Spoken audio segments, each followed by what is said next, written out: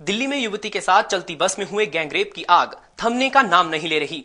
इसी के मद्देनजर देर शाम सेक्टर 5 में स्थित यवनिका पार्क में जागृति मिशन इशिता फाउंडेशन की ओर से कैंडल मार्च निकाला गया।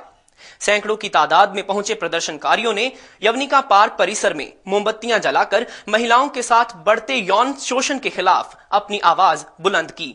कैंडल मार्च की अध्यक्षता हरियाणा सरकार की ओर से चलाए गए कन्या भ्रूण हत्या मिशन की ब्रांड एम्बेसडर इशिता ने की।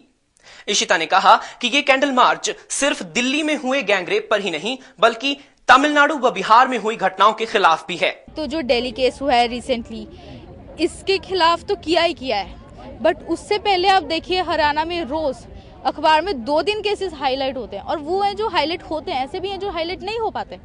हम उन गर्ल्स के लिए भी हमने ये मार्च किया है। हमने ये मार्च किया है तमिलनाडु में रिसेंटली एक केस हुआ है, दिल्ली केस के बाद हमने उस गर्ल के लिए ये कैंडल मार्च किया है। एक बिहार में 8 इयर्स की गर्ल के साथ रेप करके उसको मार दिया गया, उसके लिए ये हमने कैंडल मार्च किया है। एंड वी वांट इस मार्च के थ्रू हमने तो किया ही है, यूथ अवेयर हो ताकि ऐसे इंसिडेंट्स फ्यूचर में हो ही ना।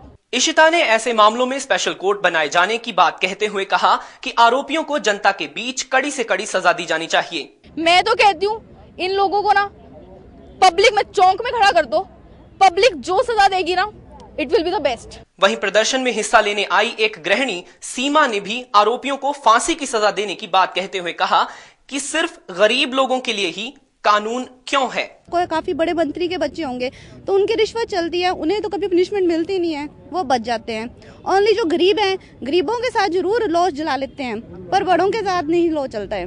वहीं कैंडल मार्च में हिस्सा लेने आए पारस ने भी देश भर में प्रदर्शन के बाद भी क्राइम चरम पर होने की बात कही। केस होने के बाद भी कम से कम 3 या 4 केसेस हो चुके हैं। अभी दिल्ली में एक 10 साल की लड़की के साथ रेप हुआ था, अगर आप लोगों ने, हम सबको पता है कि हुआ था, यमुनानगर में हुआ है, तो किसी के मन में खौफ ही नहीं है। एक तरफ हम लोग सब प्रोटेस्ट कर रहे हैं, दूसरी तरफ ये क्राइम्स अभी भी जारी हैं।